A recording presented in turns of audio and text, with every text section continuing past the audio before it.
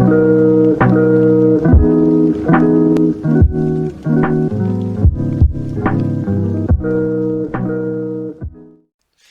guys, what is going on, RedMaster, and welcome back to episode of Casting Conflicts for you. Today we've got a great match lined up, so without much ado, let's go ahead and jump right in to match number one.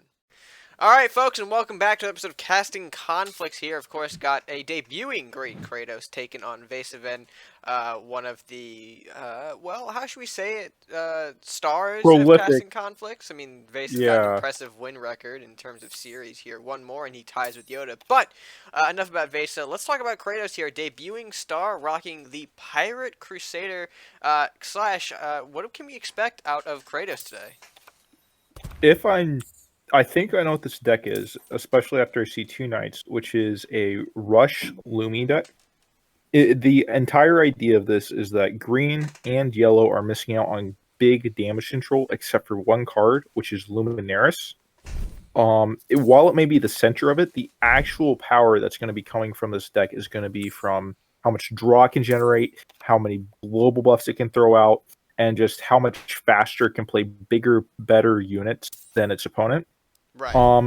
I'm seeing Northland's Bear come out for vesaven, and I'm kind of questioning that just because that makes me think immediately of Beast deck, which are known for being horrendously easy to take care of with Yeah, now let's say that's kind of unfortunate in not only that it is a slower deck and a clunkier one at that, in my opinion, but also the fact that Vesa couldn't play anything until turn 3, and I think he coined into that bear, correct? So that was...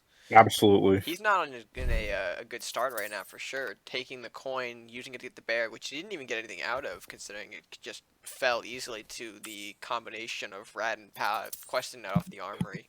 But I'm curious to see what Vase is going to work with. I mean, Ninja Druid, you've got the option for, like you said, maybe a Beast deck, one that focuses on bounce. Bouncing Companion is another aspect here. As Centaur comes to chip away the armory. So I am excited to see what Vesa brings to the table here, because it's not his usual style, if you know what I mean. Yeah, I'm very surprised though that Kratos favored protecting his rat hovel than instead of protecting his armory. That armory is providing those big buffs that can get rolling and just stop a game from ever, in essence, occurring because there's just no chance to beat another player when they're already playing, something like a paladin, but it's got +2, making it as better than a Minotaur, etc. Or playing Grendel that can kill off Northland's Rangers in one hit. So that's extremely scary. And now we'll see Vesa respond with an armory of his own. So now his own Rat's getting a bit of extra beef to push Kratos with. And yeah, I mean, we do see that Kratos could pop a Luminaris if he wants to clean up here, but I don't think that's incredibly worth it, especially since Vesa is taking a more defensive approach. I mean, holding about 3 of the 4 Rats back. What are your thoughts on that? I like it because he doesn't have much board presence, and against green, things can get out of hand extremely quickly. I'm very surprised though that Kratos didn't opt for going for Dread Pirate Robins and then beginning to dump big knights onto the field next turn.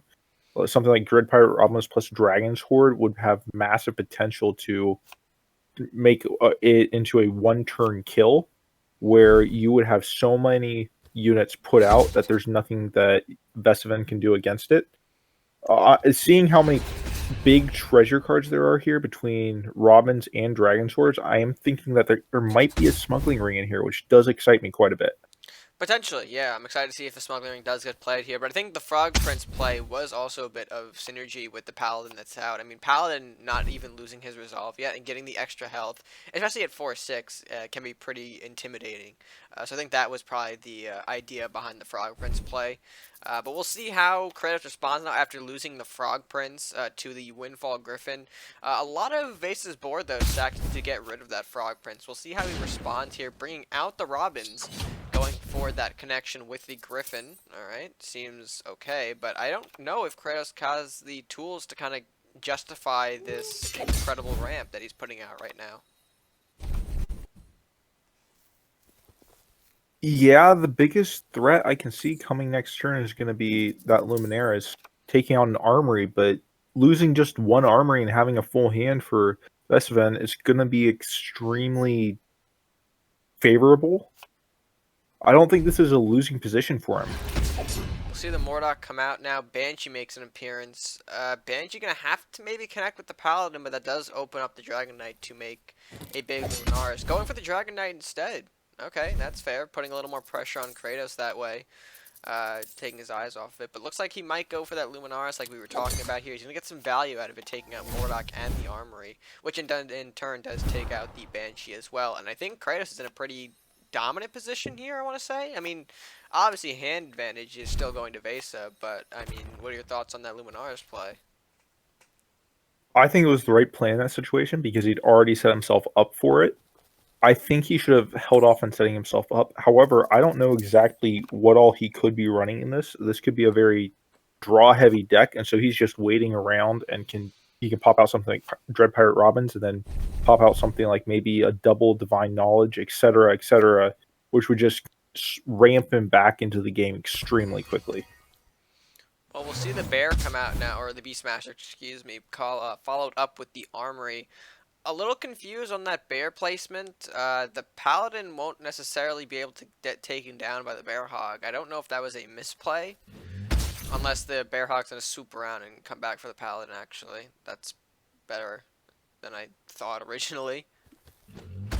Or we're going after the hovel. That is certainly a move too. If Kratos can't continue to push forward units onto the board, it's going to be extremely difficult to win this game with just rat hovels. I don't think taking out the rat hovel was the correct play, especially now that you have a chance of taking, 8 damage, or even if there were 2 buffs in there, taking lethal damage. Right. I think it's a very scary situation that vesaven just put himself in. And we can't forget, one of those paladins still has his resolve. Fully health, hasn't taken any sign of battle damage yet, so going to be incredibly tricky to remove this turn. We might have to see the sacrifice of Beastmaster here. I'm thinking that just seems like the right way to go. I mean, Bear trades into the first Paladin, Beastmaster connects with the second, getting rid of the Bear and opening up some paths to take down the remaining Paladin. Interesting that he chose that target for 2 damage. Yeah, certainly. We kept 2 Paladins alive, following up with another Northern Bear. I mean, we can do it. We can get rid of the Paladin, I believe, right? Yeah, Forest Walk One can do it. Lumi will end this game, though. Oh, certainly. And that's what I'm kind of worried about here moving into the later stages of the game. I mean, Kratos has no way to win from this position, certainly not with Lumberjack, but still, we're getting into very dangerous territory for Vesa. One Luminaris, as you mentioned, can end the game. We'll see if maybe he can bring out some kind of way to deal with this. I think that it's going to come down to sudden death here, simply because we're so close with only 4 turns remaining, which means that vesaven only has 3 turns left, I believe. Right. The only thing I could really think that'll save Vesa here is some kind of crazy companion bound situation, or even crazier replacement suit. But I don't think that's what Vesa is running here. That is most definitely not his style, No. putting it lightly. Opting to Spiny the Rat Hovel over face damage. Again, I don't really think the hovels are his biggest issue. Looks like a Lumberjack gets him into another Lumberjack. That's fine. And Centaur. So yeah, here we're seeing, I think, the main point of Vesa's deck here. Companion bounce, it looks like. I mean, we see the Spiny, we see the Centaur. And yeah, a bit troubling for Kratos here. Not the draw he was looking for in that third hovel. I think there still is potential for vesaven to win this with something like a multi-strike, plus. Oh, just shy of Craxus. Yeah, well, that Kraxus is still going to be game-changing. For sure. Multi-strike Shadow Katana could end the game. It's actually looking like this might be a lethal position for vesaven here. Right, if Vesa can't kill this turn, this might be the end for Kratos. Right. Yeah, that was right thing. I'm not sure my English was correct, but anyway, Fat Bard Shaman I know what coming you out. I meant. think Vase is looking for some tools here to help him. I mean, he's got 9 damage, which isn't really enough. I think he knows that, and I think he might just have another companion that he has in his hand that he's wishing he had played. Something like a centaur. I mean, to be fair, he has another turn. Sudden death kicks in next turn, but he still kind of, has that one last turn. So he's got time to pull off a lethal combination. I think that's what he should do. Stick to the face and hurt Kratos. I mean, you've actually gained the sudden death advantage in this position. And yeah, just keep the pressure up with the companions. If Kratos can't respond, it's going to be game over very quickly. And Kraxus has to pull some kind of healing here, or else it's game. Goes for the Centaur elimination. Ends up Oh, and pulling that's another. game in Vesaven's favor. Yeah, an upset, but a turnaround. I think that's or an upset. Yeah, that's the word I was looking for. Jesus. Yeah, looks like we're gonna surrender here. Victory going to Vasement in our opening matchup, and yeah, like I said, quite the upset, quite the turnaround. The companions pushed enough damage, and I mean, we saw Kratos had no response. Yeah, I think him not having any draws come, and then having those big, massive Robin's turns, it's extremely difficult to deal with that when you have all of your resources out on the board. Right. Well, let's go ahead and jump back to both the players here. Kratos looking to jump into game 2 immediately, but let's go see how both of them feel after game number 1. Okay. Alright, folks, and welcome back after game number 1. A very good one to start us off here for this edition of Casting Conflicts. I guess we'll start with Vesa. I mean, big question for you is really the type of deck you were rocking there. We figured toward the end it was maybe more of a companion bounce type of deal. But go ahead and elaborate for us what your plan was in that game. Yeah, I selected a deck that I didn't need to run. Right. And you've locked yourself into it. Like, I misclicked, or I lagged, and that wasn't the deck that I wanted to play. I mean, it worked out for you in the end. I guess maybe the better question for you in this case is, how did you adapt to the wrong choice in your deck? Well, I thought I was falling pretty far behind in that match, but I was able to kind of push ahead, and it just kind of worked out. Right. I mean, that seems fair. Slash, you have anything for Vesa? Yeah, I was very curious about the ambush, if that's directly from Bolus's mind, or if you just said, hey, it's good. Did I actually draw that from my deck, or was that a card that was added from like No. a random card effect? No. I'm wondering if that was from watching Bolas you picked up on that idea, or if you just said yourself that this card is worth running. Or did you pick it up from the Banshee that Normally, died? I wouldn't think that I card think it was a random running, card. It was a random but card, though. Yeah, I think was so. was that actually a card that I ran, I think it or was from the was it a Banshee. card Well, that Modok I picked gave you up Banshee. from? No. I'm asking, like, is that something that you would have run if I know you picked it up from Banshee. Oh. I'm wondering if that's something that you would run, just because I know how tight you are with Bolas and players like that, who are big fans of ambush. No, I would not normally run ambush. I'm not sure if I ran ambush from a main deck's point. I don't think that I would do that. No, you picked it up. But it's a good card to get if you get it from a random effect. But I can't think of what random effect I got it from. Can you guys The kind of clue me in? Banshee that died off the Mordok. Mordok. The Banshee. Okay, yeah. So, yeah, there's you know, that's a good card to get from a random effect. But in my opinion, it is not a card that I would run in my main deck, in my main 50 personally. Right. That seems fair. But going Kratos, over to the other side, yeah. Oh, Slash, you want to take over on this one? My yeah, bad. yeah, Kratos, you were. I'm assuming that was a traditional school deck there with a massive Yeah, it Night was a Flare. school deck. Yeah, but I didn't get my draw stuff started. I had Yeah, 3 schools in the deck, but I didn't get anyone. yeah, it's very unfortunate when that doesn't happen with school because Yeah, there's and so much at the end, you potential. could see that I was fishing for my second Luminaris with Kratos, but I didn't get it. My second question for you is: do you run Smuggling Ring in there? No, I don't run Smuggler Ring. Okay. Yeah, it's like a night school deck. And I So guess towards the oh sorry, Slash, you had one more because I was gonna yeah, ask. my question then is on Dragon Sword. I'm curious on why you run that instead of something like Southport Captain for your ramp. I have Southport Captain in my deck, 3 of them.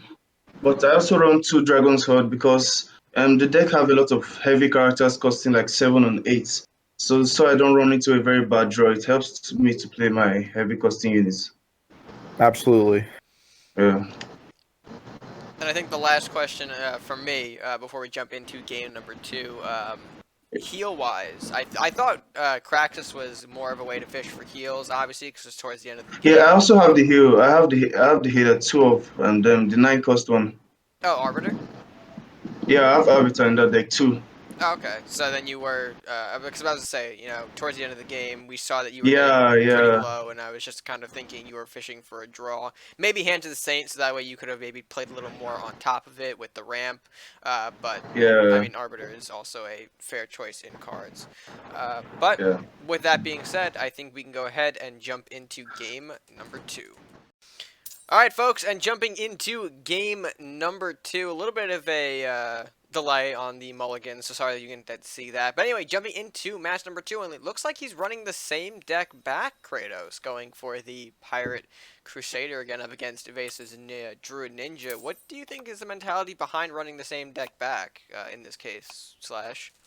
I think he had every single answer there, and he just did not hit his draws.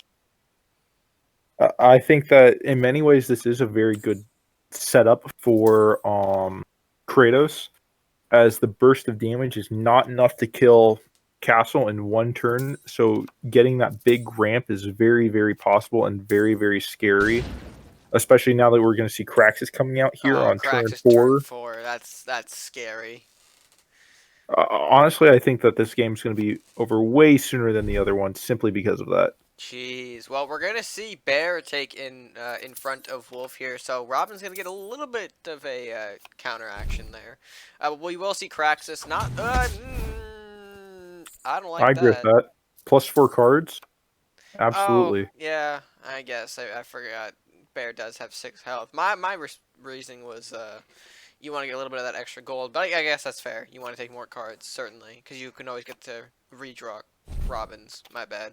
But anyway, we'll see how Vase responds to this. Goes for the Shaman, which isn't really going to be enough, and he will open the path to the castle, so Cred's going to go ahead and maybe get a free 5 damage in here.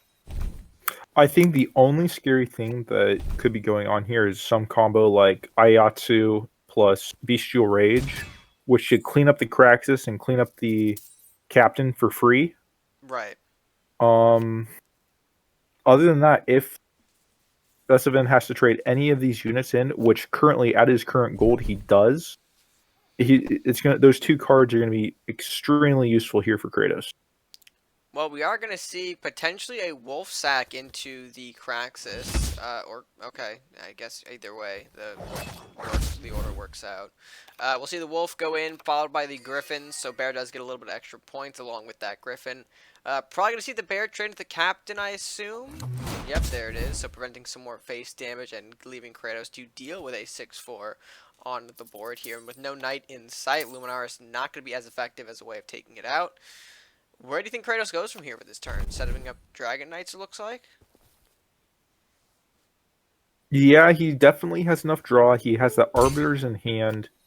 Second Dragon Knight coming out. That's very scary. I don't see any global buffs having come out yet, which would, in many ways, put the writing on the wall for me. For But sure. this is also very similar to the position we saw last game.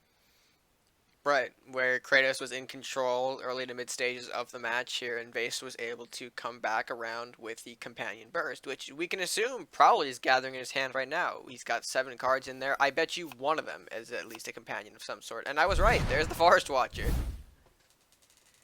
Gonna do a huge amount of cleanup with the Watcher, taking out some of these Faithful Drakes and Dragon Knights. We'll see if the Griffin makes that connection with the bottom or the other Faithful Drake. Look like it doesn't. Okay, that's fair. We'll see. Maybe a Robins. I would go for the.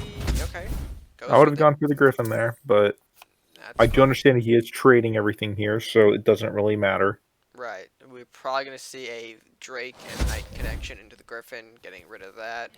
Leaving the Shaman on board, which is certainly terrifying, especially the companion burst element of this deck. But we'll see if Vesa can really pull it off. He is set up to pull off a Luminaris next turn, Kratos, which could destroy any big pushes that Vesaven might be thinking about here with his 8 gold. That is enough for 2 Centaurs, 2 Spinies, and some kind of buff on them, etc., etc.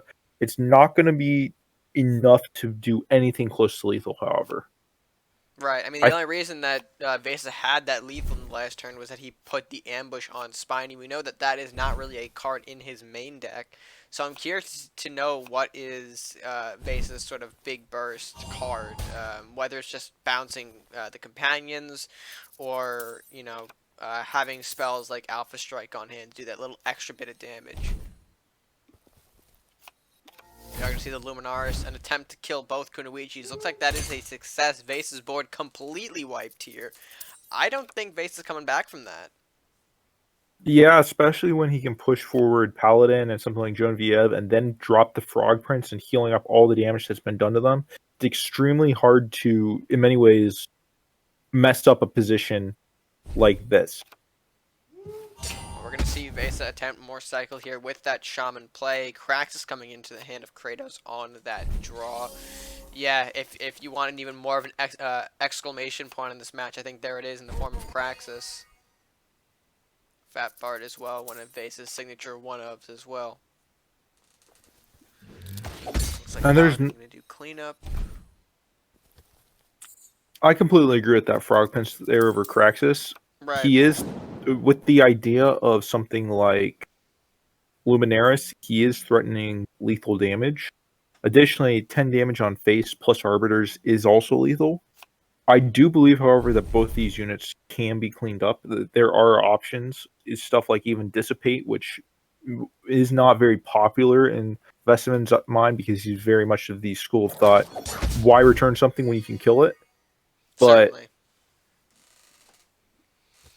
We'll see what approach he does take here, though. I'm kind of curious. We're seeing the Paladin get pretty much taken off the board here, which I think is the right move. Going in the Beastmaster as well. May open up a Frog Prince to face here. Vesa needs a body blocker of some kind. Spiny gonna provide that body block. We do know that Kratos has the execution, unfortunately, so really not gonna matter. Luminaris oh, as well. I think that's gonna be the better trade here. Takes out the he could entire have board again.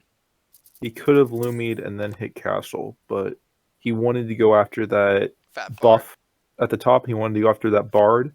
Right. I'm not sure that was the right play. Oh, it definitely was now that we see Frog Prince versus Arbiters coming out next turn for That's lethal. game. Yep, that is lethal. So Kratos able to run the same deck back and put an exclamation point on the victory here. Very nicely done from Kratos. Yeah, pretty much a much better way things went for him in that match. Wouldn't you agree? Absolutely. It was so dominant the entire match, and I think the Kraxus really showed how powerful it is when he was able to just get 2 cards off of it, and yet he will maintain a card advantage majority of the match. For sure, for sure. So let's see if we can take it back to both of the players then. Yeah, so Alright, folks, and welcome back after game number 2. A much more dominant performance from Kratos in match number 2. I think we'll start over with the questions on that side, too. So, Kratos, what was your mentality behind running the same deck back again? Did you just feel like you had a more of a performance to give with that deck? I mean, tell Yeah, us your thought so process.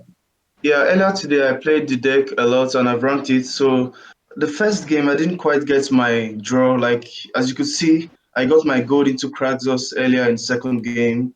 I got two Luminaris draws and I drew my healer at turn 9. So I got a better draw. So like I could show the real performance of my deck in the last game Right. compared to the first game. And I mean, certainly gonna do you well here. I mean, how are you feeling after that first Luminaris connected with the entirety of Vase's board? Yeah, I was feeling pretty confident that I might get the game then because he lost a lot then. Certainly, and you put a second exclamation point on it with the second Luminaris. I think a very dominant performance indeed. Yeah, Um, yeah, Slash, you have anything for him? Yeah, we didn't see School come out that match, and yet Kraxus did all the work for you, it seemed. yeah. I'm having a very bad luck with school today. Yeah. Well, that might change here in the third match. Yeah, let's see. Right. Well, I mean, going on the other side though, Vesa, how did you feel running the same deck? Well, I mean, seeing the same deck, I should say, in that match number 2. I mean, did you feel confident? Did you feel like you were at a disadvantage again? What was going through your mind? Yeah, definitely the first Luminaris kind of set me back, and then the second one kind of just sealed away any hope of victory on that one. So I'm looking forward to the third match. You know, I'm kind of on the fence. I haven't quite decided what deck I want to play, but he's definitely sealed that one up with the Luminaris plays on that game. Now, I guess this might be a little too investigative on my part, but Yeah, we mentioned, or at least we talked about the fact that your deck seems to have the potential for a lot of big burst phase, and we were kind of waiting for that to maybe strike in that second game as well. Is this deck really focused around just companion spam? Like, is it what kind of things are your game enders for that one? Yeah, there certainly is a lot of companion span. I do run 3 Spinies and 3 Centaurs, as well as 1 Forest Watcher. But like I said during the first match, this wasn't actually the deck that I wanted to select to play. Right. So. But I do like this deck, but it's just not the strongest deck that I've got available. Well, I mean, I believe maybe some time in the lab will do you some good with that deck. I mean, certainly it has the potential, at least definitely that from what we saw in the yeah. first match for that big burst. Seems like a new Well, deck. I'm really working on Ninja Druid right now. That's kind of a big thing for me. And there's kind of another project that I'm highlighting a little bit more than this current deck that I've showcased. But I'm really trying to focus on Ninja because, listen, guys, in my opinion, Ninja might be the worst faction. You can remove Yeah, the mic. I think so too. But saying that, there are a lot of very strong ninja cards, and I think that a ninja-based deck can be very good. And I'm just trying to, try different elements and really try and focus and try and find the best way to use the ninja faction because it's just because just because in my opinion, and this is just my opinion, it might be the worst faction. That doesn't mean that there aren't good cards in Ninja. Like, I think that you can build a Oh, and here we All go, right. Red. Yep, welcome back, folks. Game number 3 underway here. Of course, Kratos running the same deck back, but Vesa opting for the Pirate Viking. Any thoughts on that, Slash, in the opening moments here? We're going to see lots and lots and lots of buffs. I know what goes in this deck, and it's a lot of buffs. We're going to see a lot of small, cheap units, which are going to come out on the board, and slowly over time, it's just going to be tick after tick after tick of damage on the castle that Kratos isn't going to be able to survive again. For sure, and we'll hopefully see that come out now as two thieves look to be making the initial trades here. Looks like that does go through, so both getting some extra ramp here. Basically going with the hovel. We might see a duplicate hovel out of Kratos here, or looks like to go for, oh, I guess Elvish Rat Hovel is also fair. Got the extra gold, why not play it? Question is, how does Vesa respond, Yeah, though?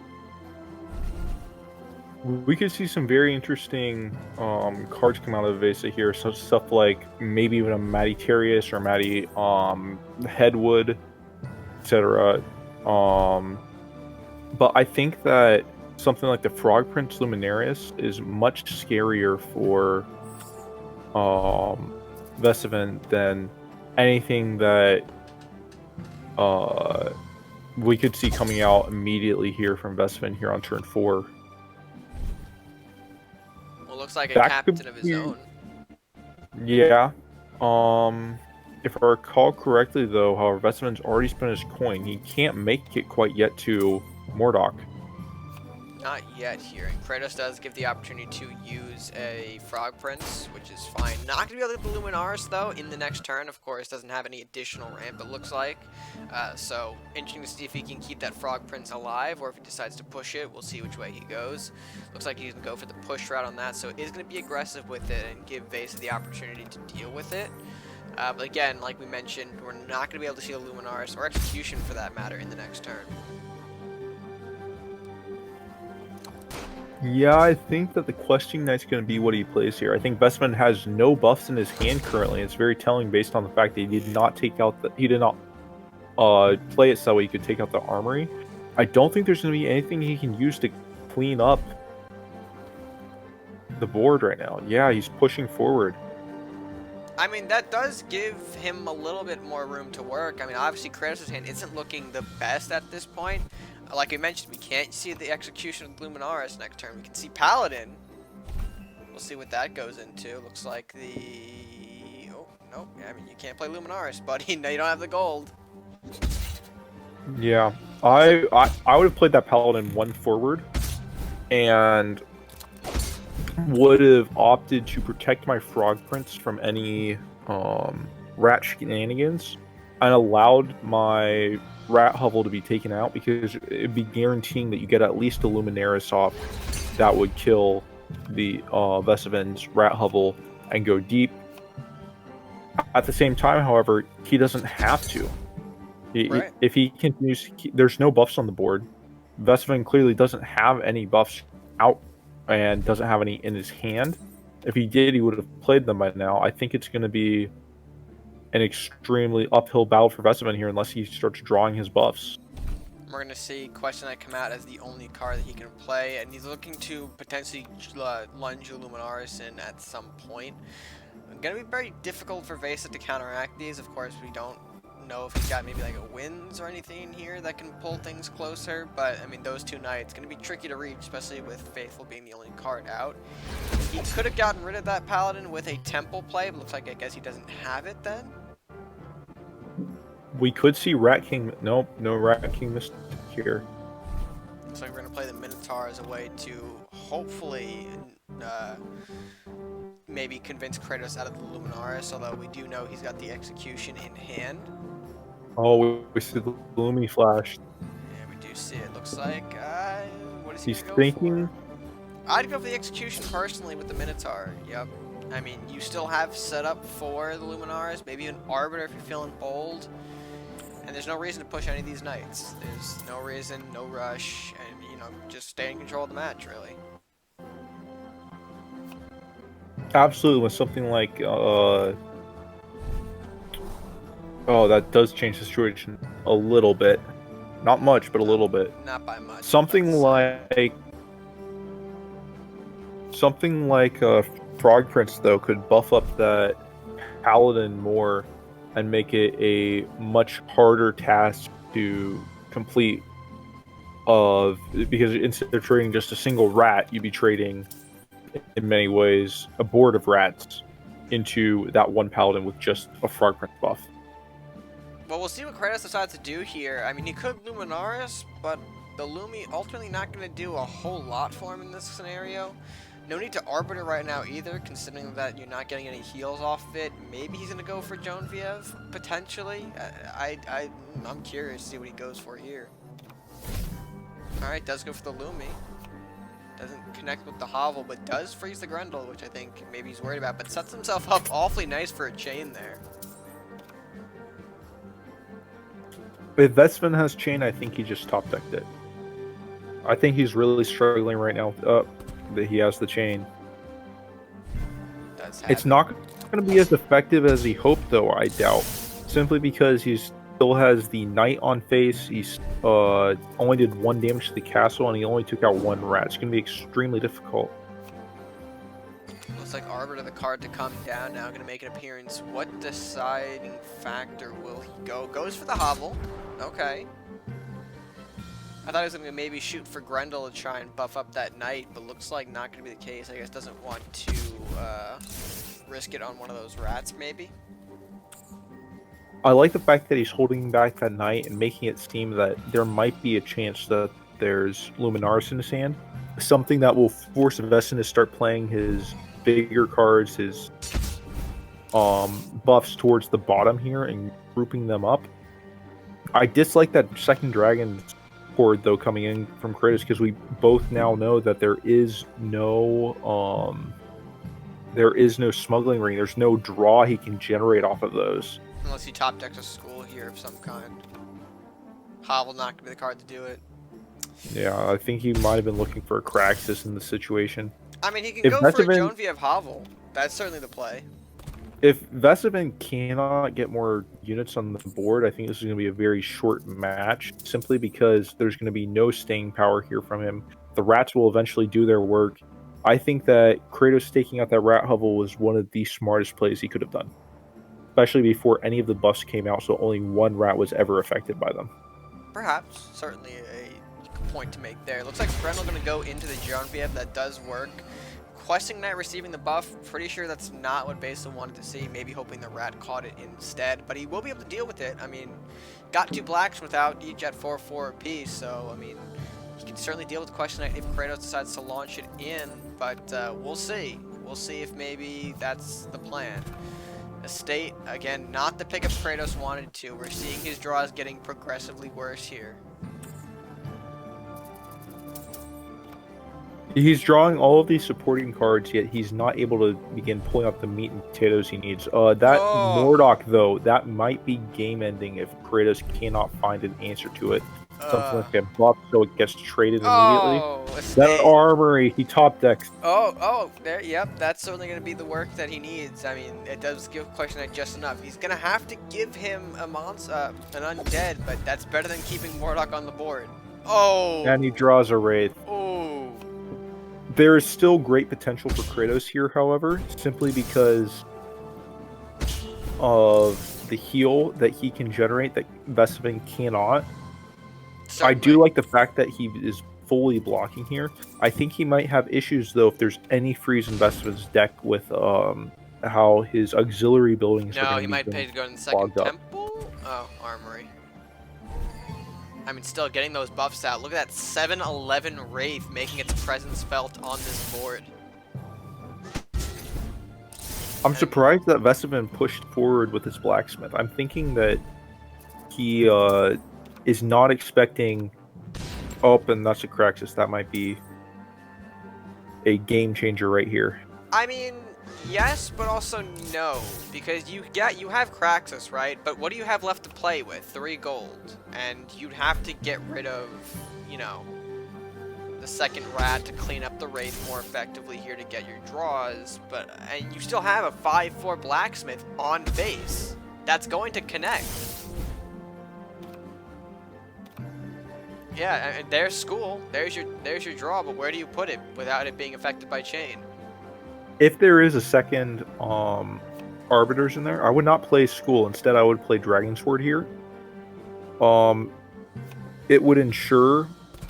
Oh, I really dislike that. Yep, nope, he's going for it. He's risking the second school. I mean, basically got the lower gold count because of that double barred action, but Blacksmith, again, he's going to pour on the buffs here and maybe just force a game-ending scenario right here instead. If that second arbiters comes out, it's going to be extremely difficult for vesaven if he gets any of these buffs that he's pushing forward here cleaned up. It's going to be extremely difficult for him to ever have a situation. I think that Kratos needed to have that additional 3 gold this turn to win. Second Kraxus makes its presence felt on the board here. We can go for a Dread Pirate, clean up one of these units here, generate some more gold, more draw.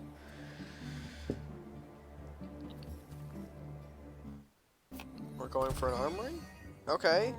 Going for an armory. It leaves us with options to work with still. Yep, Pirate comes out. We're going to make the Blacksmith trade, generating 5 gold, additional draw. Can't use the big boy, can't use Kraxus. He doesn't have it. I think he was hoping there for a Hands of the Saint or some other kind, but I think that's going to be game right there. Yeah, vesaven cleans it up. There's not much that he can do. He can attempt to block off here, showing off the building, showing off more school, but not going to be enough. So Vesa does take the series here at 2-1. A dominant performance coming out of the multiple buffs here in this last game, which, I mean, we thought at one point would have gone to Vesa, but I guess it may turned around pretty quickly, right? Absolutely. Yeah, so I guess let's go ahead and jump back to both the players and see what they're feeling after game number 3. Good game, good game. All right, folks, coming back after Yeah, game number 3. Pretty interesting game. I mean, pretty back and forth between the two of you there in that last match. We thought it was going to go one way. Turns out it comes back the way another way. I think English got messed up there, but hey, it still works all the same here. And I guess we'll start off the questions with Vesa. Vesa, bring the Pirate Viking to counteract School Deck here. Tell us your thoughts behind using this as your counter choice. Right. Well, the main factor is lightning is good against resolve. So all of those resolve units, Frog Prince and Paladin and Genevieve. When you get some lightning on them, then it almost just completely negates the resolve effect, and that was the decision behind wanting to run a lightning deck. Certainly. I mean, it did work out for you. We noticed, though, towards the middle stages, you were kind of struggling on cards, struggling on resources here. And we thought maybe we were going to see a similar ending as in game number 2. Can you tell us the point where you thought the game was more turned around in your favor? What did you think your kind of big comeback play moment was? Well, I think as soon as I drew the first Temple of Five Gods, the first and only Temple of Five Gods, then that was kind of when, and I think I made a big play on Genevieve, and was able to take that out in one hit. And it might not have seemed like at the time that I was in that advantageous of a position, but to me, and looking at the cards in my hand, as soon as I was able to take that threat out, and even though the board position was kind of wishy-washy, maybe kind of even at that point, like I felt like I had the advantage going forward from that point. Right, and certainly one that was pretty dominant in my honest opinion here.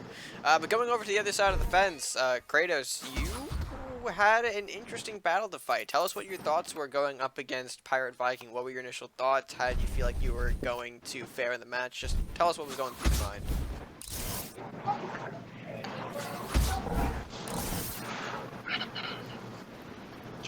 Well, from my previous experience, I know that going up against lightning, especially when you run the rats hovel, is could be a little bit taxing because you have to space your units very well. And seeing his deck from previous games he has played, I knew it's going to be a tough one to go through. Like he said, Lightning is a very good counter to resolve. As you can see, he could take out my John Viv and most of my units with his resolve. And Right.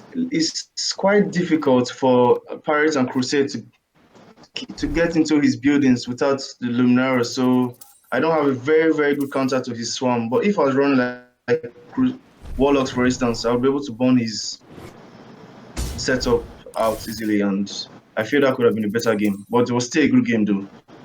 For sure, for sure. Absolutely. I guess one question before I Yeah. toss it to Slasher to see if he has any questions.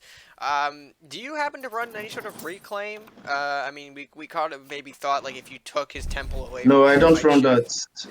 that. That's fair. That's fair. I mean, I agree with you Yeah, there. I've been thinking of getting Reclaim into the deck, but at times it could be hard picking which card to let out for Reclaim because most of them are useful. So I'll go on and see what I can do to improve the deck after today. Right, certainly. Slash, do you have anything before I close out the video for either player here? Good games, both of you. Nope. I think everything's been pretty well covered. I think that final matchup was well countered by vesaven, and good on Kratos for you to bring the same deck 3 times in a row, man. Well, with that being said, folks, let's go ahead and throw it out to my future self, as always, to close out this video. Alright, folks, with that being said, I hope you did enjoy this edition of Casting Conflicts. Let us know what you thought of the matches, leaving your thoughts down in the comment section below. And, of course, while you're down there, if you haven't done so already, be sure to like the video if you enjoyed it. Share with friends, of course, subscribe if you are new or haven't done so already. It is the best way that you can support us here on the channel. And yeah, that's going to do it for me for now. So, until next time, guys, stay gaming.